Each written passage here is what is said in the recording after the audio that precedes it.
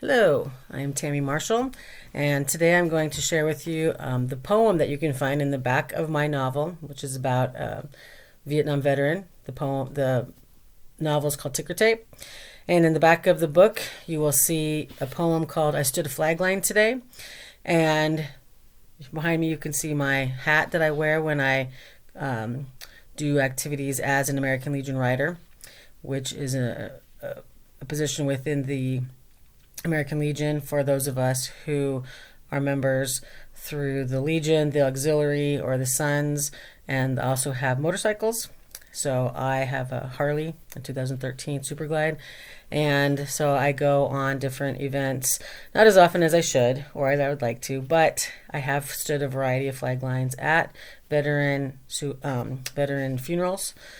This particular poem is dedicated to the memory of a special man who was in the Air Force. His name was Trevor Erickson. He's the son of my boyfriend, and he did take his life almost 3 years ago now from PTSD, induced suicide. So this is dedicated to his memory. I had written it not too long after he died, but it's also in honor of all of the veterans who die and leave us. So I stood a flag line today.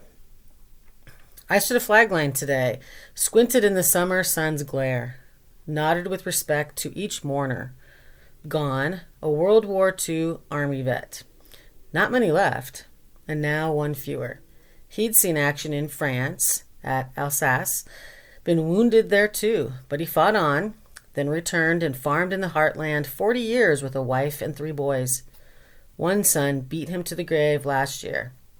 They're near again, just one plot apart. That's saved for the widow and mother, too ill to attend.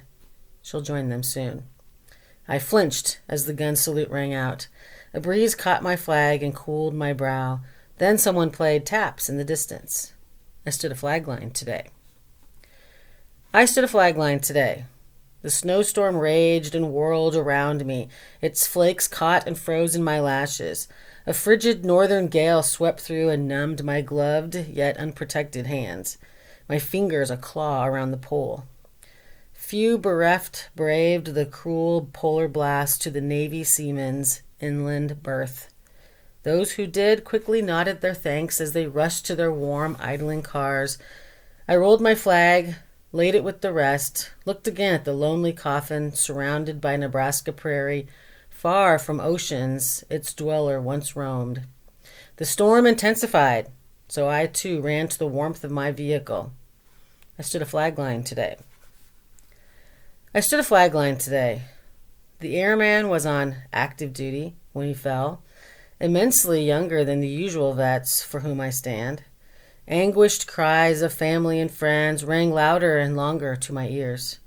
I blinked back my own tears, gripped tightly the smooth wooden pole in my right hand. A sharp wind whipped my flag, threatened to rip the canvas free as dry leaves swirled around my scuffed leather riding boots. Music from the church organist swelled as people entered the urban church. Mine was one of many flags today. Young soldiers' deaths are harder somehow, especially when we knew this one. I stood a flag line today.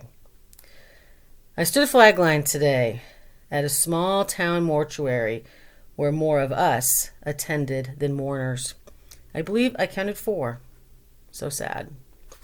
The veteran was ancient, cranky, and long withdrawn from society when he died alone in his old house.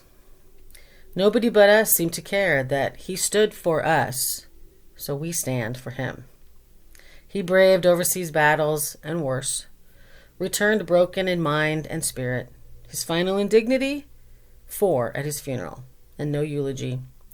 Legion riders were his pallbearers. We escorted his hearse with as much pageantry as 10 bikes could provide. I stood a flag line today.